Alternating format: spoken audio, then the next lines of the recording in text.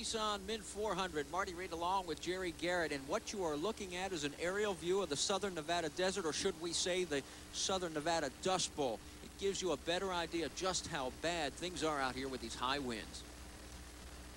The helicopter's view really doesn't do justice to it, Marty. It kind of cuts through it. There's Scoop Vessels running along, rooting a slower vehicle out of the way. And let's go to Marty now, who's talking to Scoop's co-driver, John Nelson, on the radio. This is Marty Reed in ESPN. Can you guys hear me down there? Yeah, sure can. Well, it looked like a pretty clean pass. How things going so far? We've got you running in second place here in lap number 3. Yeah, well, we had a flat tire going real fast down a high-speed gravel road, and it blew the brake caliper right off. And then we had a little problem with the rotor on the distributor, but everything's fine right now. How far back do you calculate you are from leader Robbie Gordon? He's about 14 minutes in front of us at the last point, and we've still got 2 laps to go, so we're just kind of, you know, setting the pace here. Let me ask you about course conditions. You know, you're not the only one today that's been losing wheels, tires, calipers, and the whole 9 yards. Course conditions very rough? Well, it is if you're running real hard. You know, there's always something to get you. You just always have to kind of be careful. It's pretty rocky out here. Well, good luck the rest of the way. We'll check back with you later. Okay, thanks, guys. Well, number 1676 coming into our view now is the Raceco VW of Tom Burns and Bill McBurthy.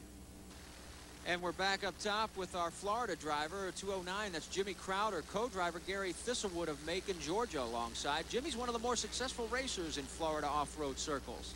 In fact, Marty, he owns the course that they run the Florida 400 on, which is the Indy 500 of off-road racing back east. Well, so far, he looks like he's doing very well in the deserts of Nevada. Coming into view, the 122 Raceco VW Unlimited single-seat leaders Frank Snook and Eric Aris. Eric is now at the wheel. There's Mark McMillan, who is running second behind Snook and Aris right now, negotiating the motocross park without any problems. He's had a real tough row here the last few years in HDRA races. Maybe he'll break that jinx today. He said he was pointing for the mint. This is the General Tire Nissan of Jack Johnson. He is leading despite reporting a minor engine misfire in the early going. And here's Rod Hall, longtime teammate Jim Fricker in the Dodge that's dominated the four-wheel drive competition for the last 7 or 8 years. Now, they're still running about 15 minutes behind Jack. He's setting a real pace. It's going to be tough for anybody to overcome unless he has some problems. You can see from that silt that Rod's going through that the course is getting tougher and tougher to drive through. Well, this is one of the areas that if you're not racing or actually working in the pits for someone, it is the place to be, the VIP tent at the start-finish line. 1, 2, 1, 2, 3.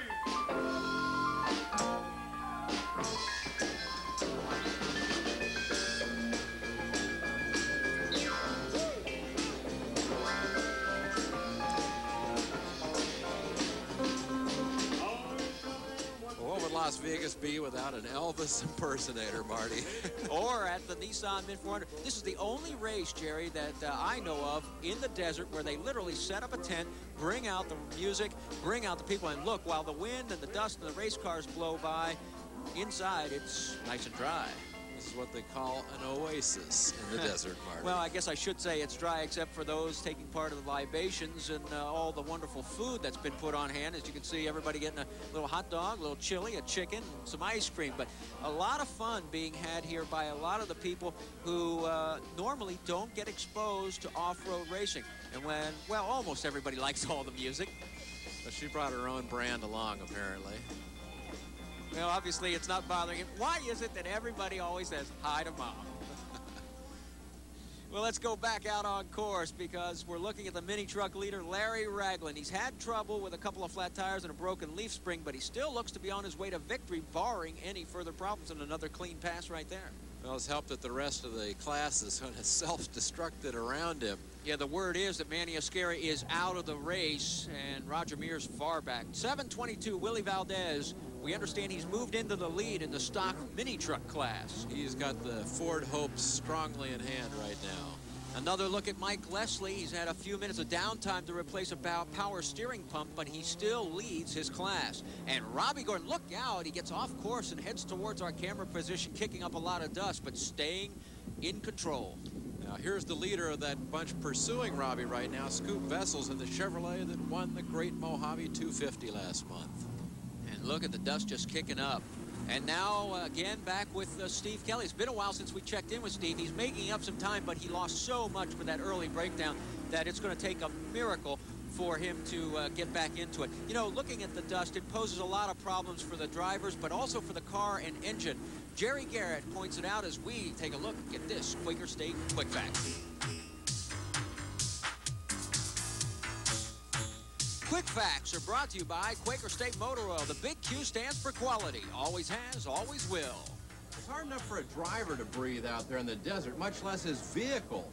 A vehicle needs 15 parts of air to every part of fuel that goes through the motor, and it needs air, not dust. So how do you keep the dust out? Well, you have to do quite a bit with your air filter on top of your carburetor. You start out with an air filter that's clean and white like this, and you soak it in oil.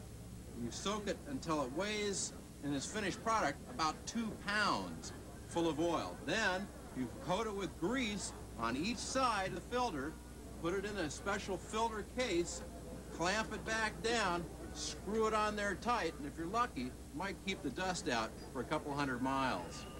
Well, you can see just how bad the dust is for Steve and Joanne Godfrey, but they've got bigger problems. Look at the left front suspension, totally gone. They may be plowing their way back into pit lane. We'll be plowing back into your living rooms right now. Stay with us.